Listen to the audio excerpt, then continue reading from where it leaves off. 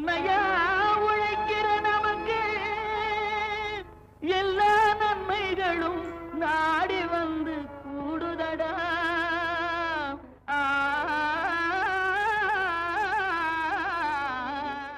திண்டுக்கல் மாவட்டத்தின் மேற்கு பகுதி மேற்கு தொடர்ச்சி மலைகளின் பசுமையான வண்ணத்துடன் மேலும் கீழுமாக தவழ்ந்து கிழக்கில் சரியும் மலைப்பகுதிகள். ஆங்கிலேயர்கள் காலத்தில் கழிக்கப்பட்ட மரங்களின் நடுவே இன்னமும் வளத்தை இழக்காமல் பல தாவரங்களுக்கு தாயாக திகழ்கிறது. தடியின் குடிசையிலிருந்து வடக்காக பயணித்தால் பல ஊசி கொண்டைகளை தாண்டி சுமார் 4300 அடி உயரத்தில் மித வெப்பமும் மித மழையும் கொண்ட பகுதிகளில் பல்வகையான தோட்ட பயிர்களை நாம் காணலாம். பட்டிவீரன் பட்டியை சார்ந்த இளம் விவசாயி திரு அருண் சேகர். இவர் மெக்கானிக்கல் பொறியியல் பட்டம் பெற்றவர். இவரின் வேளாண் ஆளுமை இன்றைய இளைஞர்களுக்கும் உதவும். இயற்கை உரத்தின் சிறப்பினை இவரிடம் கேட்டபோது,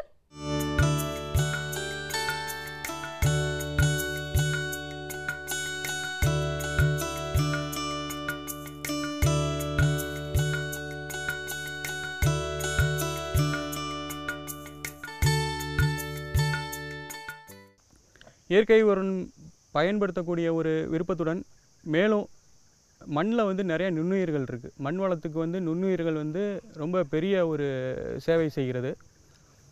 நுண்ணுயிர்கள் ஏற்கனவே இருக்கிற நேட்டிவ் ஆர்கானிசமை பெருக வைக்கிறதுக்கும் புது நுண்ணுயிர்களை மண்ணில் புகுத்தி ஒரு மீடியமாக மண்ணை வச்சு அதை பல்கி பெருகி நம்ம மண்ணில் வந்து அதை நன்மை செய்கிறதுக்கும் என்ன வழிகள் இருக்குதுன்னு யோசித்தப்ப நம்ம தோட்டத்தில் கிடைக்கக்கூடிய ஆட்டு எரு, கோழி எரு, மாட்டு எரு, பசுந்தாள் உரம் ஆகியவற்றை வந்து நல்லா மக்க வைக்கிறது. இல்லைன்னா வெளியிலிருந்து நல்லா மக்கிய ஆட்டேரு, கோழியரு, மாட்டேரு போன்றவற்றை வாங்கி அது மக்கக்கூடிய ஏற்ற சீதோஷ்ண நிலை இருக்கக்கூடிய ஒரு ட்ரை கண்டிஷனான ஒரு நிலத்தை தேர்வு செய்து அதில் நீலப்பாத்திகள் அமைக்கணும். நீலப்பாத்தி அமைத்து ஒரு 1 மீட்டர் உயரத்துக்கு நமக்கு எத்தனை டன் தேவையோ அத்தனை டன்னுக்கு வந்து 1 மீட்டர் உயரத்துக்கு வந்து இந்த மக்கிய பொருட்களை வந்து அதில் கொட்டி தொடர்ந்து தண்ணீர் பாய்ச்ச வேண்டும். இந்த மாதிரி தண்ணீர் பாய்ச்சறதுல என்ன ஆகுதுன்னா அதில் ஏற்கனவே இருக்கிற நோய் பரப்பக்கூடிய கிருமிகள் மற்றும் மக்காத கழிவுகள் போன்றவை வந்து இந்த தண்ணீர் பாய்ச்சுவதனால உஷ்ணம் கிளம்பி ஒரு 60 to 70 டிகிரி செல்சியஸ் வர்றப்ப அது செயலிழந்து போய் உயிரிழந்து விடுகிறது. இது மூலம் இது சுத்திகரிக்கப்படுறது. அதுக்கப்புறம் என்ன பண்ணுறோம்னா நன்மை செய்யும் நுண்ணுயிரிகளான azospirillum, phosphobacterium, rhizobium, pseudomonas, trichoderma, panchagavya, bone meal மற்றும் VAM, vermicompost, digested coir compost ஆகிய மண்புழு, இதெல்லாம் என்னென்னு பார்த்தீங்கன்னா மண்புழு உரம், மக்கிய தென்னை நார் கழிவுகள், நன்மை செய்யக்கூடிய நுண்ணுயிர்கள் ஆகியவை நான் சொன்னவன். இது எல்லாத்தையும் வந்து இப்போ வந்து நிறையா வந்து நமக்கு ஈஸியாக பயன்படுத்தக்கூடிய வகையில் வந்து தமிழ்நாடு வேளாண்மை பொறியியல் கல்லூரி மூலமாக நமக்கு கிடைக்கிது. அதை வந்து நம்ம இந்த மக்கிய கலவையில் வந்து புகுத்துறோம். இது புகுறப்ப என்ன ஆகுது அப்படின்னா இந்த நுண்ணுயிர்கள் வந்து தொடர்ந்து வந்து அந்த கலவையில் வந்து பரவுது. பின்பு இதே முறையில் வந்து நீரை பாய்ச்சி முடிவாக 45 நாளில் வந்து நல்ல ஒரு 20% மாய்ச்சரோட பழுப்பு நிறத்தோட அதை சலித்து ஒரு நல்ல முறையில் ஒரு உரமாக அதை வந்து நமக்கு கிடைக்கிது. இந்த உரத்தை வந்து நாங்கள் நம்ம சொந்த தேவைக்கு மிளகுக்கும் ஏலக்காய்க்கும் பயன்படுத்துகிறோம். மேற்கொண்டு இருக்கிற உரத்தை வணிக ரீதியாக கிலோ வந்து 14 ரூபாய் முதல் 15 ரூபாய் வரை வெளியில் தேடி வர்ற வியாபாரிகளுக்கு விலைக்கு விற்கிறோம். இதை பயன்படுத்துகிறவங்க எல்லாருமே வந்து ரொம்ப நல்ல ரிசல்ட் இருக்கிறதா சொல்கிறாங்க. இப்போ இதில் ஏன் வந்து நுண்ணுயிர்கள் வந்து நிறைய ஆட் பண்ணுறோம்னா, ஒரு உதாரணத்துக்கு அசோஸ்பைர்லம் அசிட்டோபாக்டர் இது என்ன பண்ணுது அப்படின்னாக்க முக்கியமான தலைச்சத்தை நிலைநிறுத்த துணை புரிகிறது. அதாவது நைட்ரஜன் ஃபிக்ஸிங்க்கு ஹெல்ப் பண்ணுது. பாஸ்போபாக்டீரியம் வந்து பாஸ்பரஸை வந்து கரைத்து செடிகளுக்கு கொடுக்கக்கூடிய வல்லமை கொண்டது. இந்த மாதிரி இவ்வளோ நுண்ணுயிரிகளும் மண்ணில் போடும்போது ஏற்கனவே அங்கே தங்கியிருக்கும் நேட்டிவ் ஆர்கானிசம்ஸை தூண்டி விடுது வேலை பார்க்க. மேலும் இவை அனைத்தும் மண்ணில் இறங்கி சின்ன அளவு தான் நம்ம வந்து கொண்டு போய் மண்ணில் சேர்ப்போம். அது பல்கி பெருகி நல்ல ஒரு மண் வளத்தை தருகிறது. ஒவ்வொரு தாவரத்துக்கும் காஃபிக்கு வந்து இவ்வளோ, மிளகுக்கு வந்து எவ்வளோ பயன்படுத்தணும், ஏலக்காய்க்கு எவ்வளோ பயன்படுத்தணுங்கிறத நாங்கள் தோட்டக்கலை ஆராய்ச்சி நிலையம் மூலமாக அதை நிர்ணயம் பண்ணி தொடர்ந்து பயன்படுத்தி பலன் பெற்று வருகிறோம். இந்த மாதிரி இயற்கை உரத்தை தொடர்ந்து பயன்படுத்துகிறதுனால மண்ணில் மலட்டுத்தன்மை நீங்கி நல்ல வளம் பெறுகிறது, மண் பொலிவு வந்து கூடுகிறது, மண்ணின் நீர்பிடிப்பு தன்மை வாட்டர் ஹோல்டிங் கெப்பாசிட்டி நல்லா இருக்குது. மேற்கொண்டு மண் வளம் நல்லா பெருகி முதல் ஆண்டு 25% பயன்படுத்தி, அடுத்த ஆண்டு 50% பயன்படுத்தி, 75% இப்படியே 100% பயன்படுத்தும் பொழுது மகசூல் பெருகுகிறது, செடியின் ஆரோக்கியம் கூடுகிறது. ஆர்கானிக் சர்டிஃபிகேஷன் வாங்கி நம்ம அந்த சான்றிதழ் மூலமாக இயற்கை விவசாயத்துக்கு 100% மாறும் பொழுது நம் விளைபொருளுக்கு நல்ல விலை கிடைக்கிறது. நுகர்வோருக்கு பாதுகாப்பான சுகாதாரமான இறைச்சியை வழங்குவதற்காக அரசு பல்வேறு நவீன இறைச்சி கூடங்களை அமைத்து வருகிறது. சுற்றுப்புறம் தூய்மையாகவும் இறைச்சியில் நச்சுப் பொருட்கள் தாக்காமலும் இருக்க வேண்டும். இதற்கு அரசு முத்திரையிட்ட பின்னரே விற்பனைக்கு அனுப்பி வைக்கப்படுகிறது. இன்றைய நிகழ்ச்சியில் பாதுகாப்பான இறைச்சி உற்பத்தி குறித்து சென்னை அலமாத்தி கொடுவள்ளி கால்நடை உணவு மற்றும் பால்வள தொழில்நுட்ப கல்லூரியின் உதவி பேராசிரியர் டாக்டர் போ செல்வன் அவர்கள் விளக்கம் தருகிறார்.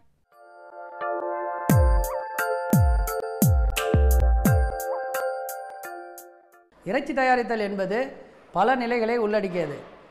பொதுவாக இறைச்சி தயாரிக்கும் போது பல நிலைகளான உற்பத்தியாளர்கள், போக்குவரத்து, முதல் நிலை பதப்படுத்துதல், இரண்டாம் நிலை பதப்படுத்துதல், சேமிப்பு மற்றும் விநியோகம், நுகர்வோர் ஆகிய நிலைகளை கடந்தே செல்ல வேண்டும். அறுவை கூடத்துக்குள்ளே போனோடனே ஃபஸ்ட்டு செய்யலாம் நினைவிளக்க செய்தல்னு ஒன்று செய்வாங்க.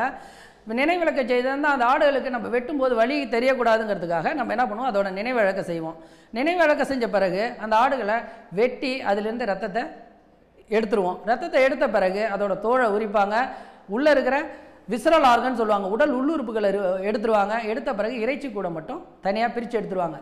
பிரித்து எடுத்த பிறகு இந்த இறைச்சி கூட ரெண்டாக பிளந்து இந்த இறைச்சி கூடுகளை குளிர்சாதனங்களில், குளிர்சாதன பெட்டிகள் ஆள் உயரம் உள்ள இல்லை அரை குளிர்சாதனங்களில் வைப்பார்கள். இந்த இறைச்சி கூடை தயாரித்த பிறகு இந்த இறைச்சி கூடுகள்லேருந்து இறைச்சிகளை பெறுறது வந்து இறைச்சி பதப்படுத்தும் கூடம்னு ஒன்று இருக்கும். அந்த இறைச்சி பதப்படுத்தும் கூடத்தில் இந்த இறைச்சிகளை பெறுவாங்க. இறைச்சி கூட்டிலேருந்து இறைச்சியை பெறுவாங்க. அப்படி பெறுற இறைச்சிகளை உடனடி உண்ணவல்ல உணவுகள், உடனடி சமைக்க வல்ல உணவுகளாக தயாரிப்பாங்க.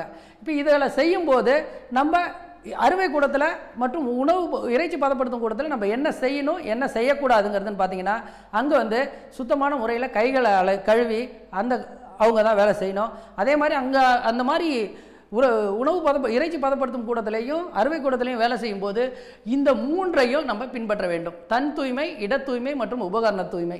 இறைச்சி அங்கே தரையில் வைக்கக்கூடாது. இறைச்சி கூடத்தை எப்பயும் சுத்தமாக வச்சுக்கணும்.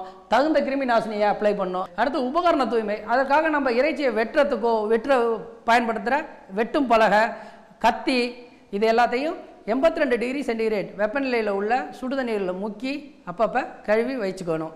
இதெல்லாம் அறுவை கூடத்துலையும் இறைச்சி பதப்படுத்தும் கூடங்கள்லையும் செய்ய வேண்டியன.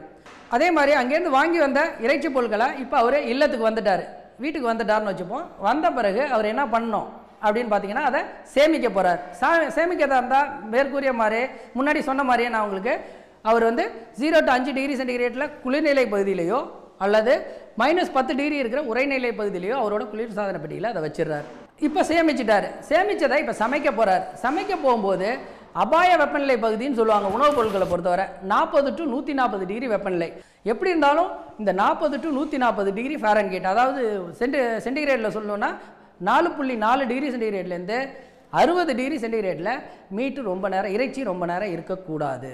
ஸோ பொதுவாக இதை முடித்த பிறகு எஞ்சிய இறைச்சி பொருட்கள் இருக்கும். நம்ம என்ன பண்ணுவோம், ஒரு நாள் சமைப்போம், இன்றைக்கி சமைக்கிறோம், சிக்கன் குழம்பு சமைக்கிறோம், ஏதோ ஒன்று சமைக்கிறோம், மீந்துருது. அதை என்ன பண்ணுவோம், நாளைக்கு வைப்போம். அப்படி வைக்கும்போது என்னென்னா, சமைக்கப்பட்ட இறைச்சி 2 மணி நேரத்துக்குள்ளே குளிர்சாதன பெட்டிக்குள்ளே போயிடணும். இந்த வழிமுறைகளை நம்ம பின்பற்றி வந்தோம்னாலே நம்ம இறைச்சியை சுகாதாரமான முறையில் உற்பத்தி செய்து நுகர்வோரை சென்றடைய செய்யலாம். நாம் நலமோடு வாழலாம்.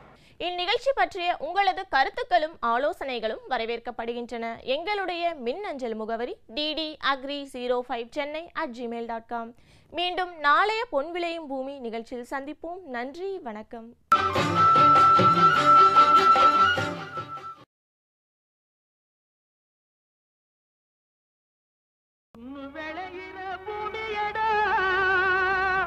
விவசாயத்தை பொறுப்பா கவனிச்சு சீரோவடா.